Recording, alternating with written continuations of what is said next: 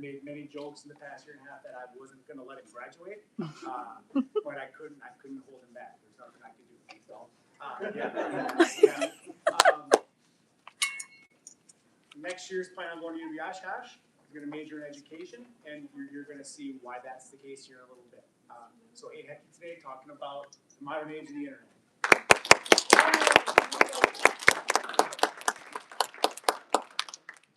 Alrighty. I'm going to preface this presentation by saying that in order to help all of you best absorb the information I'm about to say and hopefully encourage some delightful conversations, I'll be taking several big breaks during this presentation to open up the floor for any questions or discussion to be had about whatever topics I just presented on. Alrighty. Can you try to picture a world where we did not have the internet, or at least not to the point that we have right now? Just take a second. I bet it'd be kind of hard, right? And that's understandable, considering how baked into our modern day world the internet is. Show of hands, how many of us checked our phone as soon as we got up this morning? Alrighty. How many of us had to Google something today? Alright. And if you're comfortable sharing, turn to the person next to you and tell them about the last text message or post you made. Just being naughty.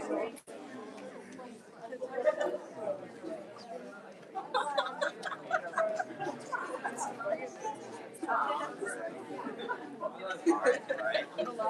That's great. I hope now that you really understand how baked into our modern day society the internet is and how just essential to living as a modern person the internet is to our lives. Which is why I want to do the modern age of the internet as my project for my senior presentation this year. And not only that, for my senior project, a capstone. At the beginning of this year, while I was looking towards what I wanted to do as my big wrap-up of my VNS years, my big capstone, my end project, the last one, I was doing some brainstorming, scrolling through stuff, when I encountered hearing on the news and hearing some of the people I listened to talk about was at the time the really relevant and controversial topic of the Kids Online Safety Act, one of the laws concerning being safe on the internet and protecting kids on the internet. Hearing about this, it made me come to a realization. The fact that for all I and a lot of people in this room have had the internet for our entire lives, it is still in its awkward teenage years of development. Our governments, we are still trying to figure out how we can best use the internet, how to best improve our society with it.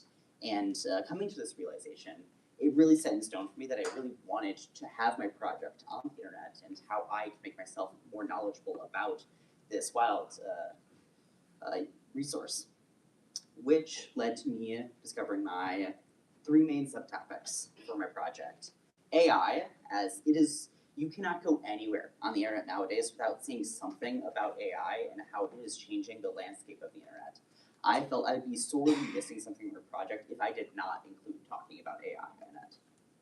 I also wanted to look into social media, as that's what got me into doing this project at all, was laws concerning social media and how to best regulate and use it.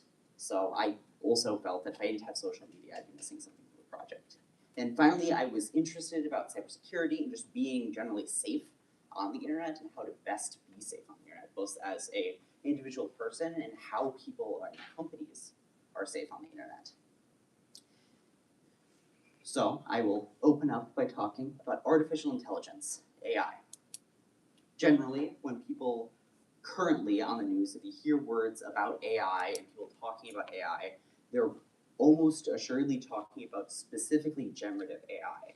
AI used for the purpose of actually creating things such as images or text. AI is built on a number of different technologies, one of the more prominent ones being machine learning. Machine learning is essentially an algorithm or program that whole goal is to take information and sort it into different groupings.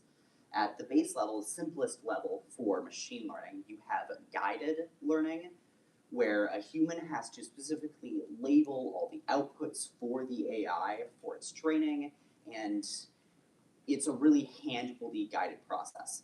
For machine learning, one of the more popular designations for how machine learning would be mapped would be a neural map or a neural network for machine learning, where the nodes of like knowledge and programs for a machine learning program will be based on the human brain itself and how the human brain works. Deep learning is sort of an evolution of machine learning, where machine learning is usually like one layer deep with its different programs, but deep learning is essentially multiple machine learning programs all layered on top of each other. At its simplest level, it's about at least 3 levels of layering, but at the higher end, what we normally use in most modern AI programs nowadays is hundreds of layers deep, which allows the AI program, the deep learning program, to be fed raw information and sort it into boxes all by itself. There doesn't need to be a human guiding along the process of its learning. It can learn entirely independent of humans just by feeding it raw data. And almost every single AI program will be nowadays is using deep learning in some extent for how it works.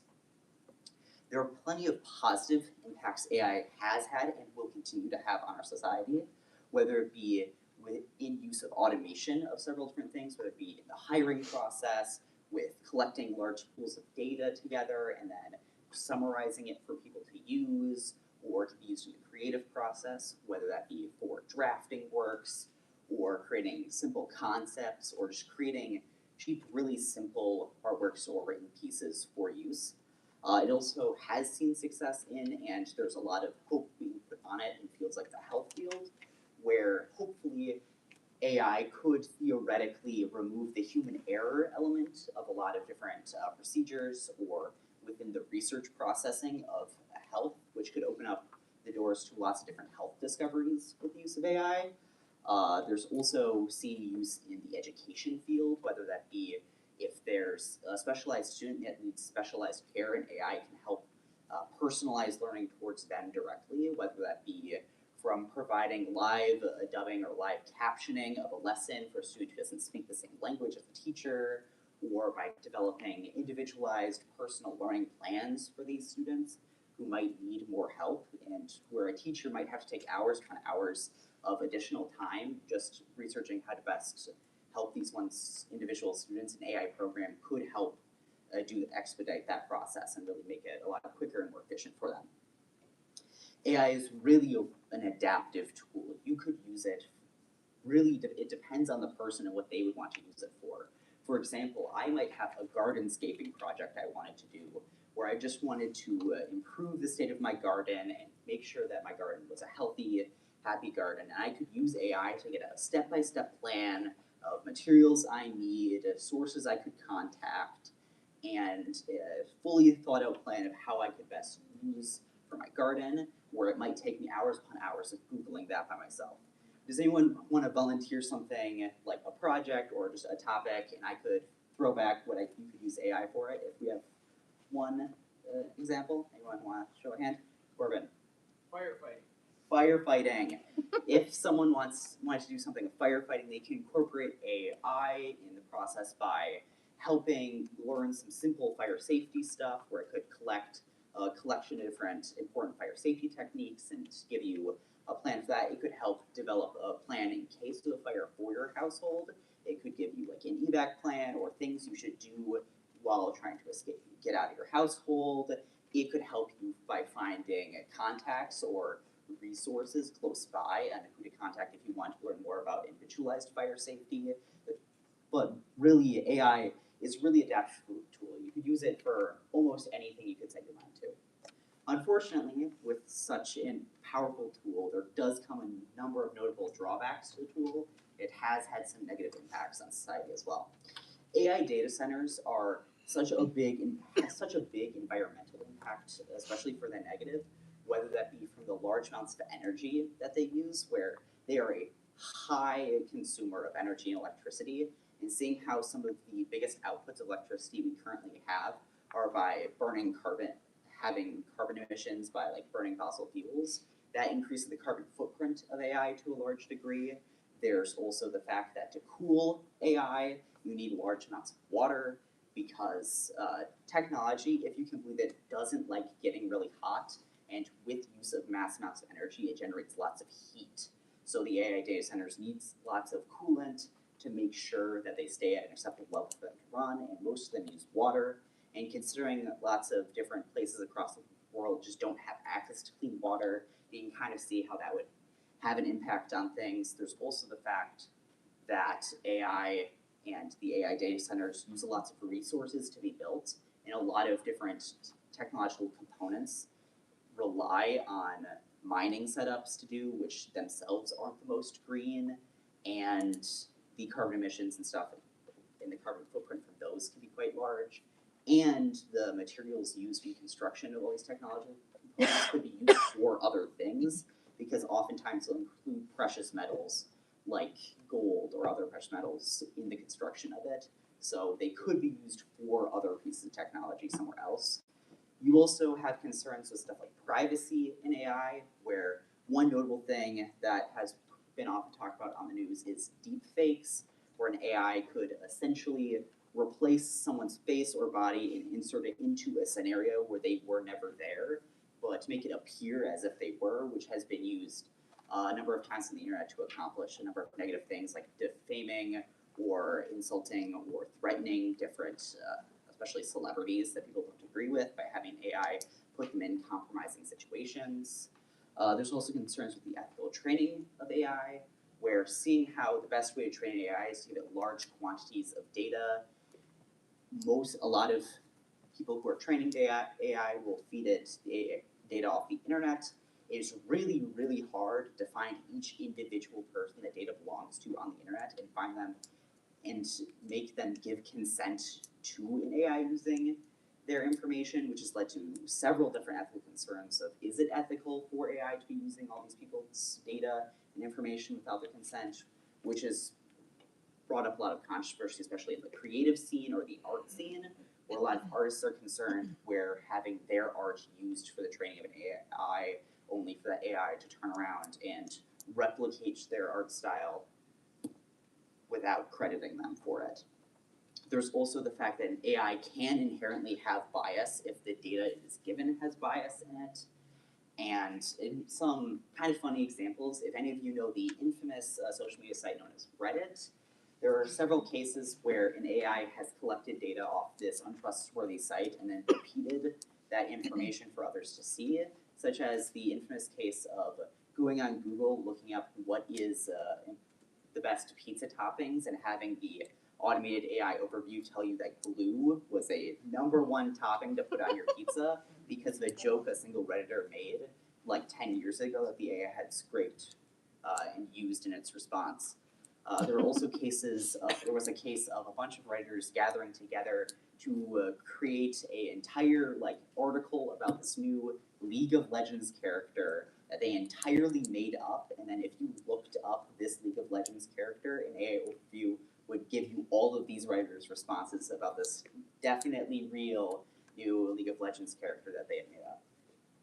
There's also cases where, since AI cannot think, it is not actually a thinking being, its goal is to just give its users whatever they want. Like, it wants to satisfy the user in whatever prompts it's given, which doesn't mean it will 100% have truthful information, which leads to things like AI hallucinations, where an AI may make up information just for the goal of satisfying whatever prompt it's given.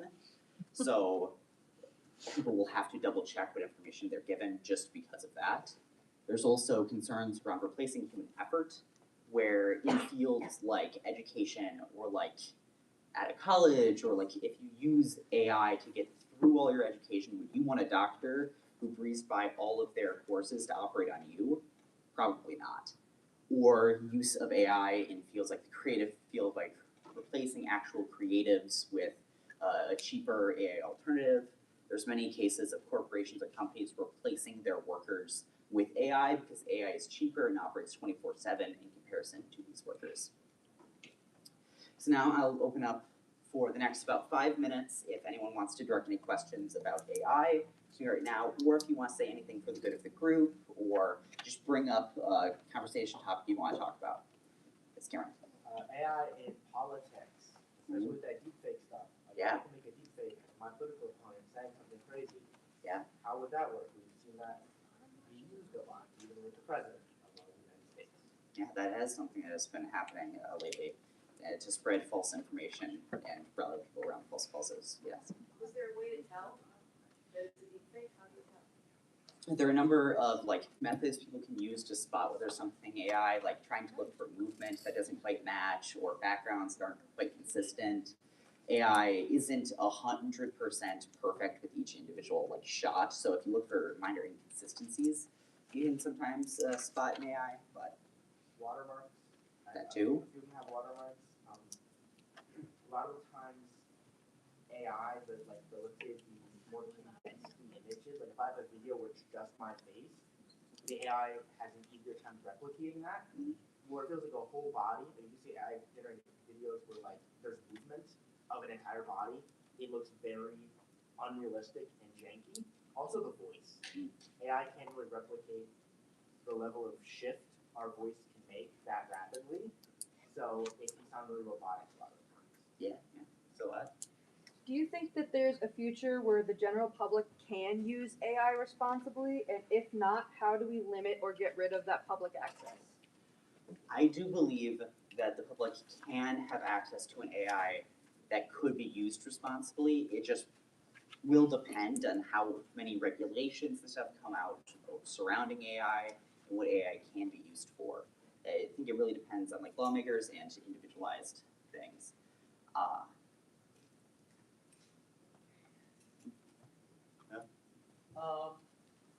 I feel like I heard people talk about how AI can make new technologies and new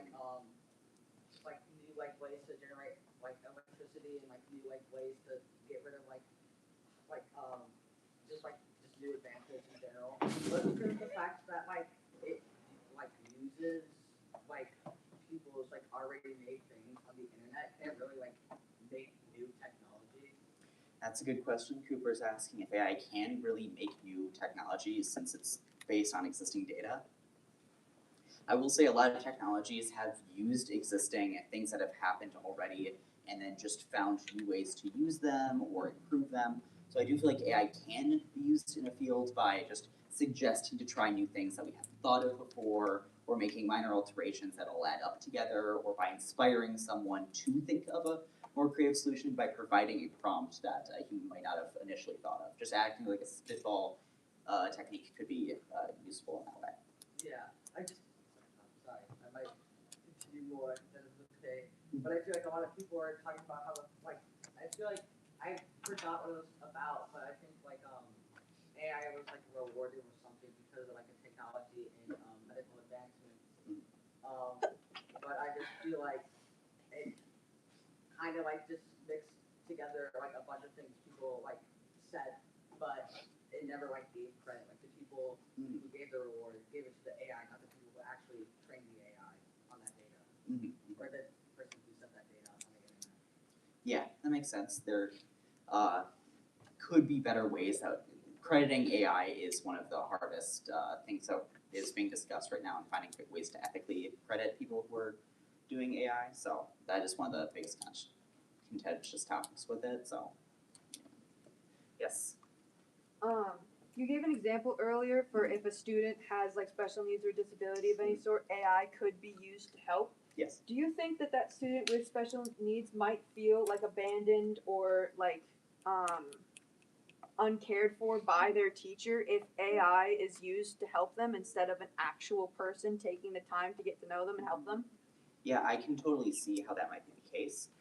So it asked if someone with special needs was taken care of by AI, if they might feel negative feelings towards their teacher, feel abandoned by their teacher due to having their teacher replaced by said AI.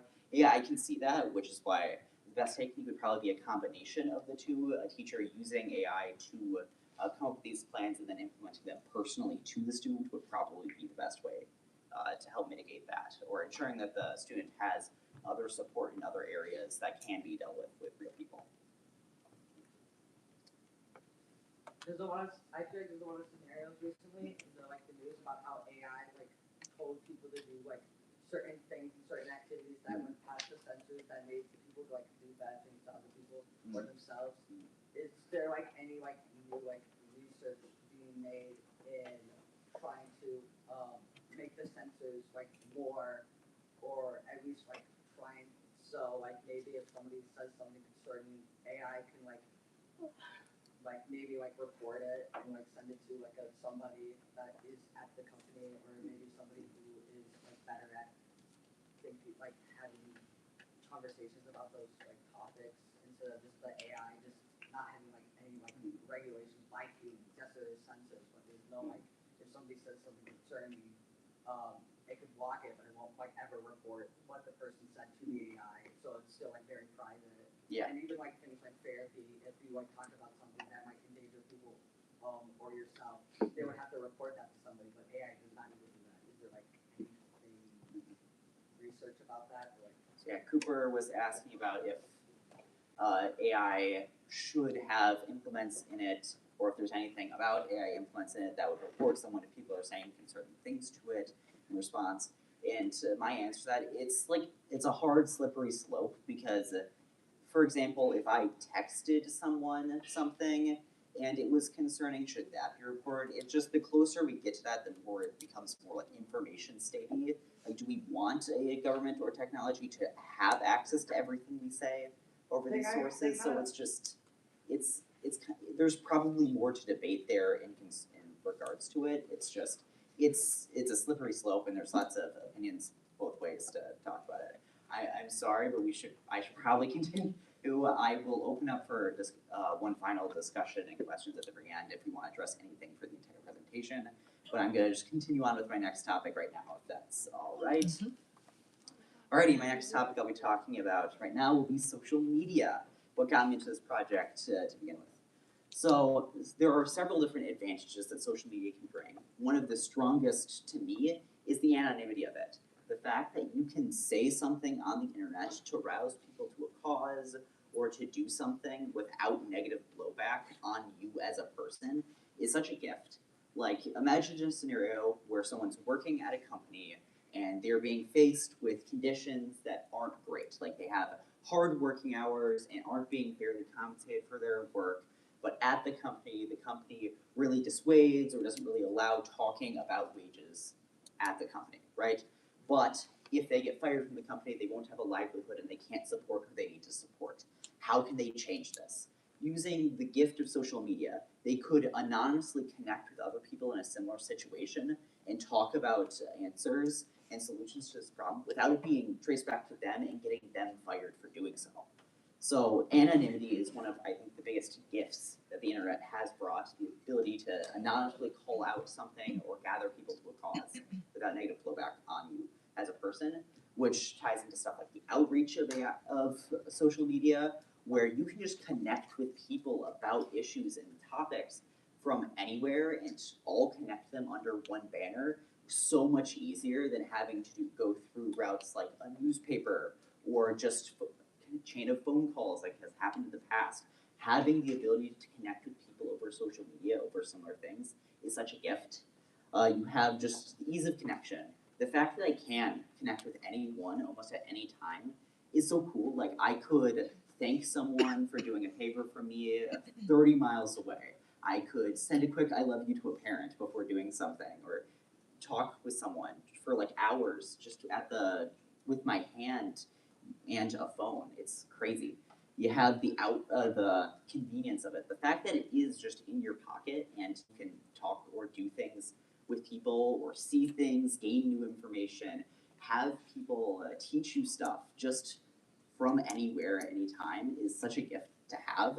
You have the global access of it, the fact that I could learn what's going on in Australia or Japan and talk with someone from New Zealand or Brazil about a topic and just have an engaging conversation with them, even over miles upon miles of distance, is so cool. I personally feel that the world would not be as ethically diverse as it is now if we did not have social media, the ability to connect with other cultures. Unfortunately, with all the good that social media has brought and can bring, there are a number of disadvantages to social media as well. For one, as a double-edged sword, the anonymity of social media can be both its biggest strength but also its biggest weakness. And as it opens up people to be malicious and do malicious things without repercussion. From cyberbullying to scammers to people who are threatening other people. It's just, there are a number of ways that this gift can be used as a dagger in the back. You also have the fact that most social media platforms are run by a company, by a corporation, and their goal most of the time isn't to help you as a person, it's to make money off of you. They see you as a consumer, not as a person, which leads into several different issues that they've brought to social media, such as it being addictive. There are a number of different studies that show that being addicted to social media is not just a figurative thing to throw around. There is literal proven things that show that an addiction to social media can be no different to an addiction to another substance or addictive material. There are also studies that show, there was a professor in Harvard who studied the dopamine released by getting a like on a social media post and compared that and said it was the same type of dopamine to taking a hit of cocaine. And for the record, dopamine is a reward chemical in your brain. There also were studies shown that your brain can physically shrink with large amounts of social media intake, where the sections of your brain dedicated towards attention span have noticeably shrinked in people with heavy social media usage. And since the companies see you more as a consumer rather than a person, they will be collecting your data for things, whether that be targeted malicious advertising, where personally I did a Google search about something a week ago, and then I checked Amazon because I was just gonna scroll through Amazon, and I noticed that the exact same thing I did a Google search for was just front page of my Amazon recommended list.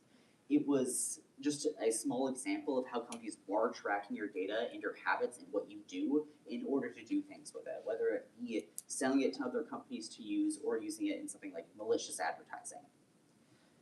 Social media has also opened up far easier access to a display of like the ideal of whatever the companies want to be the ideal, whether it be ideal body, ideal life, ideal home, ideal diet.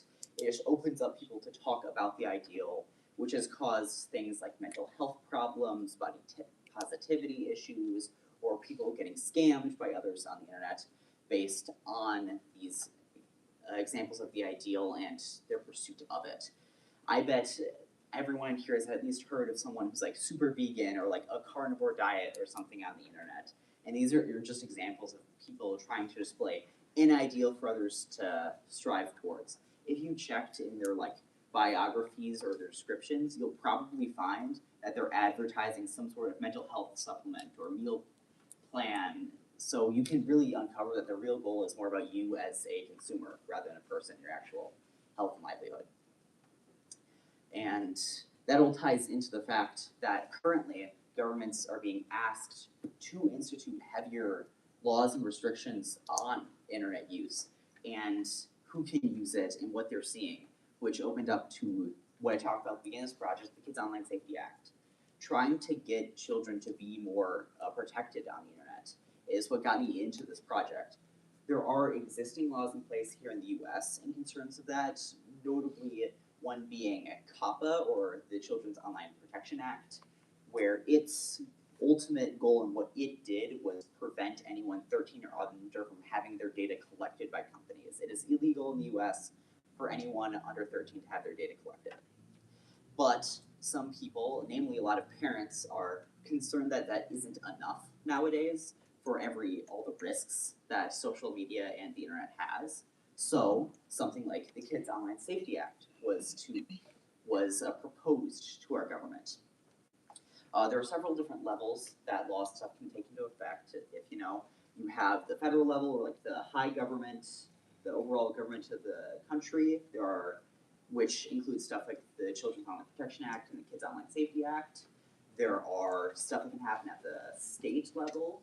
Certain states, for example, Texas, have put a law in state banning anyone from any company from censoring someone's opinion on the internet based purely on their opinion. So it's illegal to censor what someone posts on the internet based on their opinion in Texas. And then you have responsibility in the hands of parents or educators for kids' safety, and that is where a lot of the responsibility is put currently, is hands purely of parents and what parents are willing to go out and find resources to help with. And a lot of those parents are the ones petitioning the government to institute more stuff at the actual national level. The Kids Online Safety Act, its ultimate goal is to reduce harmful or mature content on the internet and prevent kids from seeing said harmful and mature content on the internet. And I'm sure that sounds great, but there's a reason the law has not passed and still is being debated. Does anyone have some examples of what you would consider harmful content for a child to view on the internet? What would you not want a child to view? Harmful content at all? Some examples. Yes. You know, certain sites about certain activities Okay. about 2 or more adults. Gotcha. Okay. Any? Sure. Gore sites. Sure. Like, how to like make like dangerous like objects or something. Sure. Nudity. Yeah. That's another big one. Hopefully, Daniel. Exploitation on like game sites. Sure. Like you're in the browser, you see 10,000 Robux for free. Yeah. If you're 8, you're like, oh, gonna make bank off this. Yeah. Like for like a child, but for like any person. Those are all great ones. We had nudity brought up, we had violence brought up, we had exploitative practices brought up. Those were all a number of things I definitely would consider harmful for kids. The problem is there are always exceptions in those things or stuff that otherwise could be included on those that we might not feel comfortable blocking. For example, under the umbrella of sexual content, that could include topics like sexuality or other LGBT topics. So theoretically, if sexual content is banned and LGBT topics of sexuality are similar to sexual content, that could mean all LGBT content is banned off the internet for kids to see. You also have stuff like, technically, if racism is harmful for a kid's mental health to learn about, that could prevent all access to information considering racism banned for kids to see on the internet. Imagine a child going to the internet for a project and just not being able to access anything about the civil rights movement. Imagine a kid just not having access to knowing who Martin Luther King Jr. was. So I hope you see how it's like a really contentious topic and it could go either way with a lot of things and why it's still being in debate, because the words harmful and mature are just too vague, which is why it didn't pass. As one of the people who were debating the law's enactment said, it could be used as a double-edged sword to essentially allow whoever's in charge to declare what they believe harmful or mature is to selectively ban what kids see as they see fit. There are a number of countries in the world that have put laws similar to Kids Online Safety Act in place, whether it be Australia, which has banned social media use for anyone under 16, or Britain, which has made it a requirement for social media sites or any 18 plus site has to ask you for a valid identification or proof you are 18 before it allows you on the site, whether it be showing a legal ID in Britain or by going through like a face scanning process to detect whether you're 18 or not. And there are pros and cons to a lot of this, which could be brought up, but overall it just goes to show how hard of a topic it is truly when it concerns regulation on the internet. I will open up for another bout of discussion here. Yes. I'm continuing my AI one. Can we do that at the end? I want to just focus on social media for this discussion. I'm sorry. Yes. Not to get all like conspiracy theory on you, but like a lot of people are saying that things like COSA and what they have in the UK right now are just going to be going more towards like digital IDs, and the fact that like we have the AI to like scan and like just take everybody's data would lead to like a lot of like mass surveillance. Do you think that that mass surveillance would be a good thing, or do you think that there are ways that we can keep the internet safe and know who's doing what, but while also not like constantly surveilling everyone? Yeah, that's a good question brought up. Silhouette asked if there was a possible way to safely police stuff on the internet without it turning into a mass surveillance thing controlled by the government. Is that Essentially, yeah. Yes. Okay. So There are a number of different people who have brought up different potential solutions to that. One thing that has been brought up in discussion is possibly adding more designated safe places on the internet and more designated like places on the internet for specific age ranges. For example, having places on the internet dedicated towards having kids and having kids communicating with kids on them, and places designated towards having adults and adults talking with others, so that if there's those spaces available, kids wouldn't feel the need to go on the adult sites and stuff. That is a potential solution. But then how do you verify it's a kid or an adult being in that situation without then that becoming like needing an ID, making that a digital ID, and then that would again lead to information being scraped and surveillance. Yeah, it's really why it's so hard when talking about the discussions of like how can we reasonably check when someone's 18 or not, because I personally do feel that the British method of doing it with like scanning people and needing IDs is kind of surveillance-y and kind of ethically dubious. That's just the question, how much ethically are we willing to sacrifice to have kids safe on the internet? And that's kind of a tug and pull for what the people in charge of making our government are going to agree is enough of an ethical sacrifice in that regard. So it's widely debatable on that. Yes, Pete. There's also another system that I heard about that was used where it would take like the content that you were watching or viewing and like basically guess your age off of that. But I don't know if that would really work if it was like a child using an adult's phone and then the adult gets labeled as a child and it's like at that updated access. Yes, so B brought up a set of programs which, based on the content you consume, decides whether you're an adult or a child and locks you to that specific content. Yeah, I see that. I also agree that that's kind of a weird method to use, and it has lots of edge cases that don't really work out well. I think currently what they have in place is that an adult would have to use like an age verifier to reaffirm that they are an adult after being classified as a child, where they need to do something with ID and stuff. I believe that's how that works if they want their adult account back. But I agree that's weird, and there's lots of edge cases on if that is working or should work or not. Yes, Cooper. I feel like like a big reason. They say that it's about like protecting the children. Yes. But I feel like a lot of like things that use verification is using government IDs, which has your photo, and also like you gotta like Uber else, or you have to do like the camera thing where you gotta scan your head. Do you feel like that this for like people who want this? I guess yeah. This is a weird question, I guess, or it's a weird discussion.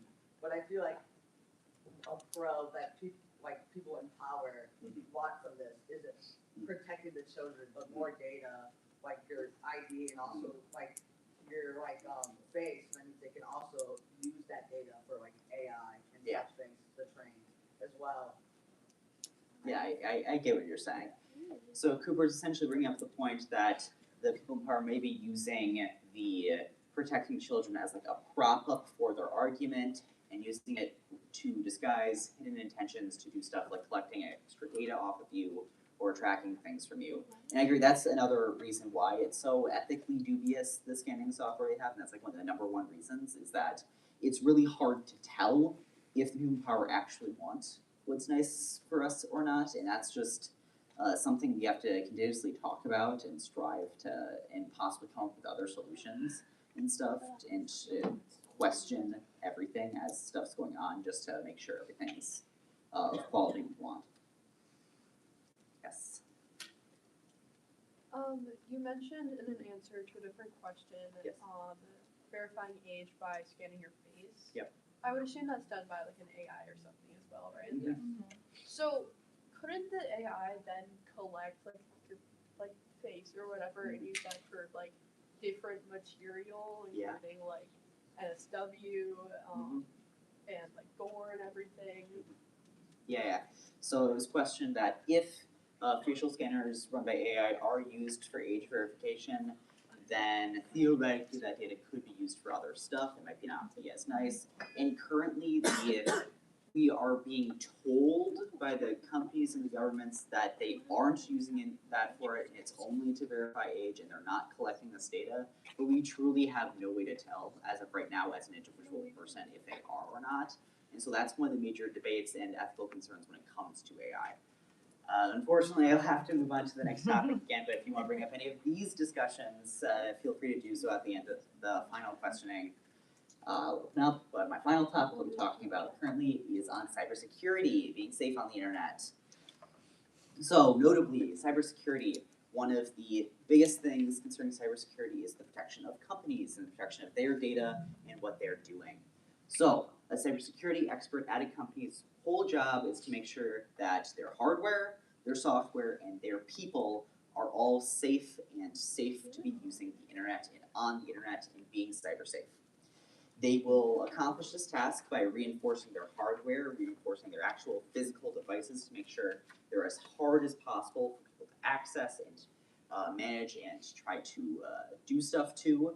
They will do so by installing as much defense as they can in their software, their actual systems themselves, by doing stuff like firewalls, or making it so even if a specific section of software or section of the network is connected, that doesn't mean that every section is all connected all at once, that you can't access all pieces of a network just by accessing one section of it, making sure it takes multiple systems to even access one section, trying to layer everything as deep as it goes to make it as hard as possible for any malicious threats to get in, and then being on call to hopefully prevent countermeasures to any threats as they're happening if some are detected. Now, I have a bit of a question for you. Can anyone tell me what the number one weakness to any cybersecurity system is? The number one weakness to any cyber system? Viruses. Close but no cigar. That is correct. The number one weakness to any cybersecurity system are the people using the system. And that's actually the goal of cybersecurity experts. They want it so that the number one point of failure, if there's going to be a point of failure in any system, is the people using it and not the system themselves. Because they can hopefully train the people using it and ensure that the people using it have proper practices, but if there's a hole in their system, that can be really hard to detect. Which leads into people being hired to help find these weaknesses and hopefully help mitigate them, which leads into hackers, or in this case, ethical hackers. When you hear the word hacker, you're probably thinking of someone in an action flick who is hacking into a bank, has like 5 monitors all by them, has gloves on, is typing away at a keyboard. It's like, I'm in, or something of the sort. And while there definitely are malicious hackers that exist, some of the best use cases of hackers on the internet is use in ethical hacking, where essentially ethical hackers are essentially contract workers or bounty hunters in the case of companies, where a company might go to an internet bounty board for ethical hackers, display, if anyone can get through our systems and then show proof of getting through our systems, we'll pay you $1,000. An ethical hacker might see that, take it up, and then attempt to breach through the company's security systems. If they do so and show proof, they'd be given the compensation by the company. If not, then the company is safe for as long as the bounty goes unclaimed. The companies do this because they would much rather have someone take the $1,000 for finding a breach and reporting the breach to them than having a hole in their wall that people know about and people using that to do malicious things with their data or their resources. A company might just directly hire an ethical hacker as well, and the other ethical hacker may perform a number of different tests, one of which being pen testing or penetration testing, doing their best to penetrate through the defenses of the network to discover what they can and try to find any weaknesses possible. So that's generally the cybersecurity on the professional side, but there's also just general cybersecurity threats that we should be aware of. I will preface this by saying that like 80% of any cybersecurity attack that's going to happen in a year, like an actual full-out attack on a system, will be towards companies. In your lifespan, you'll probably not face an actual direct cybersecurity attack towards you. They have bigger they have bigger targets in mind for them to deal with. But there are a number of minor stuff that people are constantly doing, so you are not 100% safe on the internet either.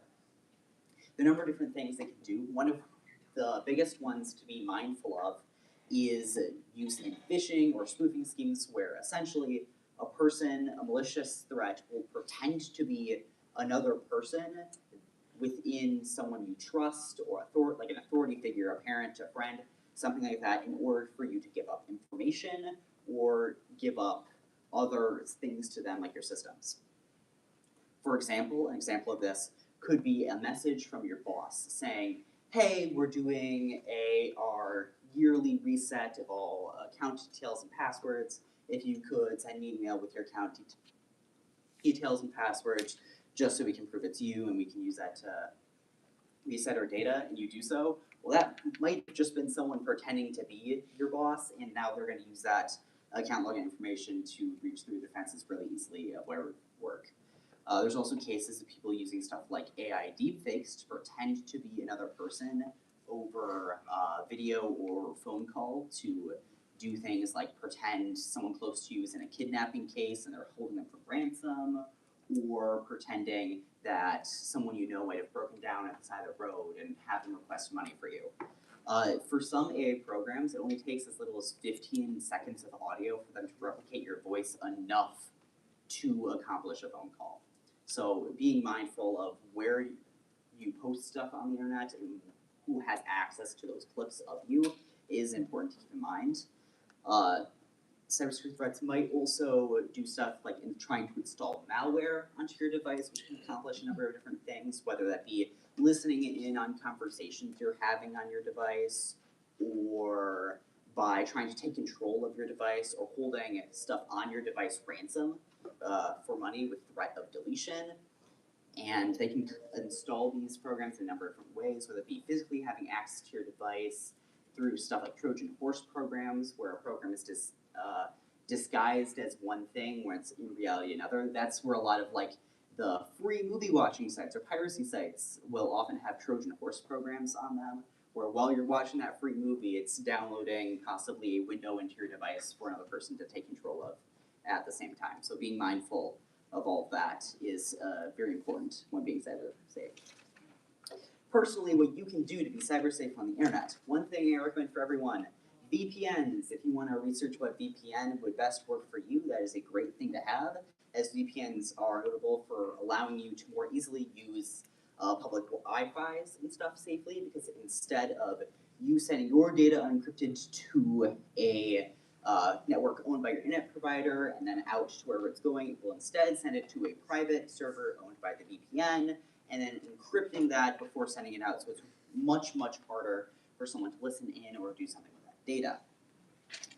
You also have just being safe browsing habits, like not clicking suspicious links, or making sure to double check every site you're visiting, or making sure every person you're talking or doing stuff with over email and stuff you don't recognize the number is actually who they say they are.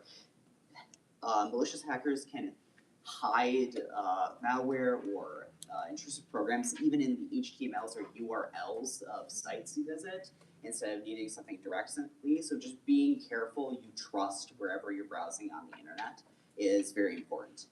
And then something I recommend that you can do as easy as today is possibly setting up a code word or code phrase with your family in the case of stuff like AI deepfakes. So if you're really in trouble and need something like money or assistance, having a word like, hey, how was the pasta night on Thursday, or something, or including something like that in every important conversation so that people close to you know it's actually you, is something I recommend people doing.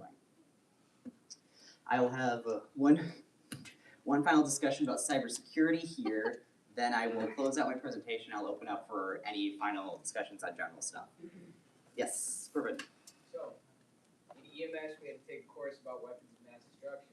Yes. And cyber terrorism was brought up, including leaking of confidential information and possible device shutdown, like shutting down someone's like their pump in their heart. Yeah. What are your opinions on that? What are my opinions on cyber terrorism and internet and like confidentiality and stuff? That stuff being leaked. Is that the general thing? Like medical aspects. Yeah, the medical aspects of it. Yeah, it's very scary to think people can or could do that. And so taking all steps needed to hopefully avoid that is something we should all do. But yeah, it's really crazy to think what people could do with unrestrained access and being to anyone who is unprotected. So what are like good VPNs? I know, and like almost every freaking video I watch, it's like the today's sponsor, NordVPN. NordVPN. Like, what are like? Have you done any like research? Like, does NordVPN actually check out? How can we go do our own research and learn what VPNs are actually good and what ones might not be good? Yeah. So let's question was, what are some good VPNs if I know of any, and where to find information on good VPNs. And along with that, Aiden, you might want to define, like, what does VPN mean for anybody in the audience who doesn't know that? Yes, VPN, I believe, is Virtual Private Network. I believe that's what it stands for. So it is what it says it is. It's essentially just a private network where you can send your data to instead of it just going directly to your internet service provider. Personally, I am not in the know of specific ones. I didn't do research into specific VPNs I would recommend. But ideally, contacting someone who is internet savvy, they'd probably know a few good VPNs. Like if there's like someone in your family who works at a company, we'd be contacting their security team if they have any recommendations for VPNs. Could be a good place if you have that information. But otherwise, just browsing just like VPNs and what they offer and seeing what best works for you and stuff like price and location and what they have access to. I think is just browsing it. You could use AI if you want to just get a collection of a bunch of VPNs and browse them. But it could hallucinate what VPNs are actually good, and it might not give you the right sources. And there's a lot of things that AI doesn't do right. Any other? Yes. My mom works in cybersecurity and she has me use Proton and Avast Ooh. VPN. Maybe do that one. If anyone else has any VPN recommendations that you use, want to just shout out? Norton VPN. Norton VPN. That's another one. Yeah. Surfshark and then OperaGX, the browser has a built-in VPN. That's a good one. Surfshark and the OperaGX browser is a VPN. Any other VPNs people in here use that you'd like to shout out? No? Okay. Any other questions about cybersecurity specifically? Yes. I guess one thing is like if you are trying to like do like your like finding your own like VPN, maybe be careful because it's like most viruses are Trojans. Yep. And most Trojans are trying to look like something that can help you from viruses. Things like VPNs, virus protection things. You know, the thing is like, oh, your phone has a virus, you gotta download this thing.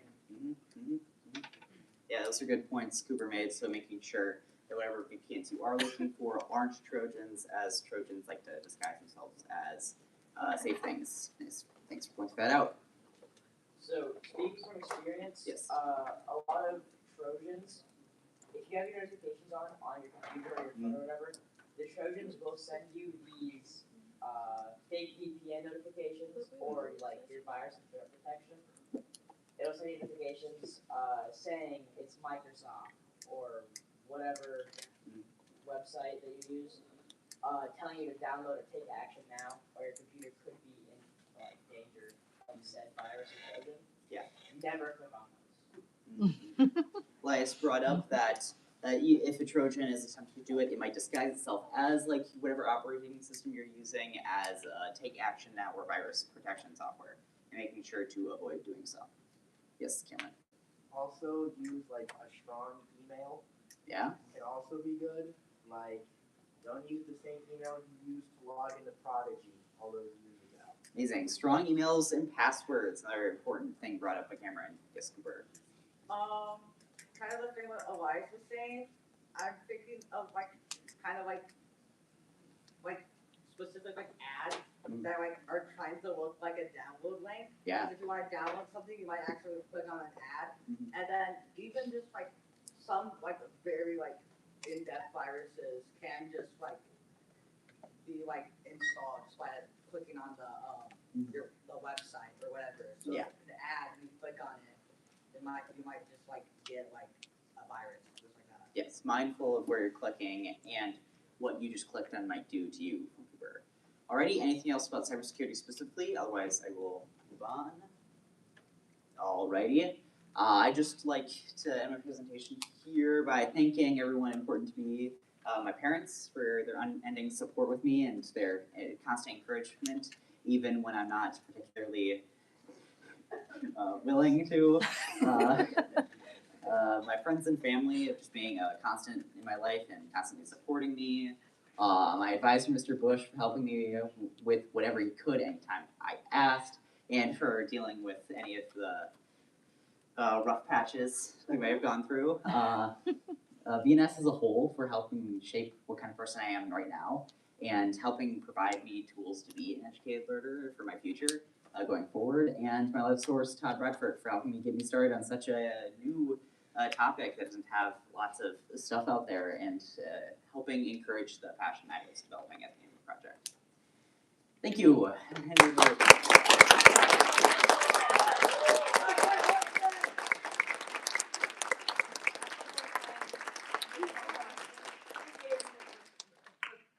Just walk us kind of through your process on how you started this, and then kind of just your vast amount of resources that you use and kind of all that. Mr. Bush asked me to go through some of my process stuff. So from a process for this project, since it's such a new topic and lots of the concerns of it are on modern stuff that's happening, there aren't really many book resources out there for me. So a lot of my information came from different sources across the internet.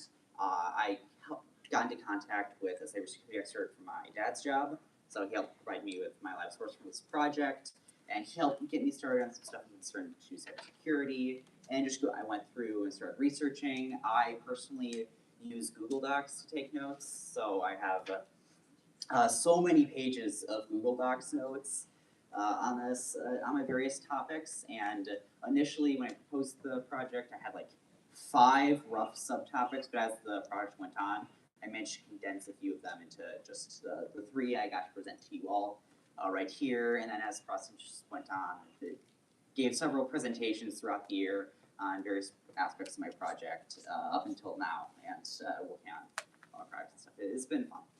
Yes? Who's your favorite VNS student? Who's my favorite VNS student? I'm right here, Aiden. My favorite VNS student. That's a I want to say your toughie. sister. Yeah. I don't know. I don't know. There's been a number of different VNS students I think that have been really influential just as the year went by. I think, especially for my early years, big inspiration, Aeden Reitz. He was such a cool guy. So cool. He was such big inspiration for my younger years when I was still getting used to what VNS was, especially coming out of COVID. Just having someone who's such a big enthusiastic portion for what VNS was really cool. And Isaac for some of the middle years, he was a pretty cool guy, and was pretty outstanding person to take inspiration from. But then I don't know if I could just name one person right now. There's so many of the people here that I feel if I know here at VNS, I would not be the same person I am now. So I'm just so glad for all of you.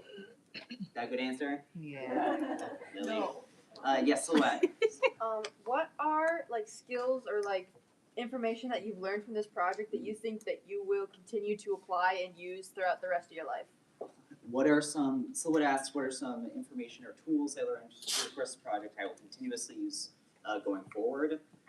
Number 1, making sure to be a safe user of social media. Just being safe and having good internet social media practices, I think going forward will be good, and making sure I am safe while using social media and trying not to get myself addicted to social media. That'll be one thing I'm going to be taking forward, is making sure I am as healthy with social media as I can be.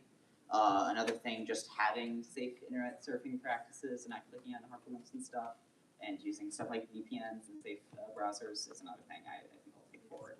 And just making sure to keep in mind what I know about AI before using it, and any of the risks that come with it in reference to the benefits, and weighing them before doing stuff with it. Hi, Cooper. Hi. So a quick follow-up of my Go ahead. thing on AI. On the thing about how you were talking about the fact that for the harming thing is that you may not want to report it because I guess something about data. I forgot what you said. Quote it. Okay, so Cooper's asked me to repeat what I was talking about previously with AI and like reporting users who are saying stuff. That might be controversial. Okay, so I'm gonna, part of my thought process is, right, if we allow AI, right, to directly report what people are saying, that comes with people being able to monitor whatever conversations we're having with AI, which leads to stuff that gets closer and closer to information state type stuff, because that is then a train towards whether we should allow the government to view every text message we send, and then it just gets, it's like a train that goes into more and more surveillance statey stuff. So it's a slippery slope, and it's a hard topic that we could argue about for like hours. But I'll take one more. Okay. So the thing is though, like the moment you send something online or send something to an AI, it's gonna put it in its data anyway. So like if it already has it in its data, you might as well use it, you know? Yeah, I get what you're saying. I'm pretty sure currently most AIs are trying to keep each conversation like isolated to each conversation about what they're like using for stuff and try not to let it get into the greater data pool. But yeah, I get where you're coming from, and we could probably argue about this for a few hours. But there are several other people with questions. We can talk about this later. Hi. Hi. As a lifelong, almost always child user of the internet, what has helped you stay safe your whole life? Like parental controls or conversations with your parents, or like what was the way that you would say is the best way to keep kids safe? Okay, I have a question from Tilly about what is the best ways that I personally, in my experience, have found to stay safe on the internet growing up with the internet. I think one thing is just being like clear and open with like my parents and stuff, and like what their boundaries and stuff were for things. And then personally myself, I haven't been on much social media growing up in general, so I personally haven't had anything with like Twitter or any of that stuff. I haven't felt the need to be on those devices, so those services. So I personally haven't had too much issues in that regard, but just clear boundaries. And if you directly ban something without saying why, that only encourages especially kids to go out and find that thing on their own anyways. So just being clear and concise with your communication and giving reasons, because kids understand more than you would think that they understand. So if you provide clear and concise language with your clear and concise explanations, kids will understand more than you would think. So as opposed to just telling them no, providing them explanations to their questions about the topic, it will really encourage trust and growth going forward on the topic. Hazel. What did your private process look like? What was the hardest part of completing it? Hazel asked what my project process looked like and was the hardest part of completing it. I kind of talked a bit about the process for the project earlier, but I guess the hardest thing for me is sometimes it's motivation. Motivation is real killer sometimes, so if I had to name a hardest thing for me, is probably motivation occasionally. So, Haley? What job are you looking to get after college? I've been asked what job I'm looking to get after college. Currently, I'm thinking about going UWO, going for education, possibly becoming a teacher as I get older, high school teacher. So that's my plan so far, but life could happen. So one more question. I'm sorry, Sawyer. Okay. Advice for future seniors. Okay, if I had a piece of advice for future seniors is maintain clear and open communication between you and your advisor and your support network. I feel like that is one of the biggest strengths that you can have during this project, is just being clear with your communication and then getting support when you need it. Thank you, great job.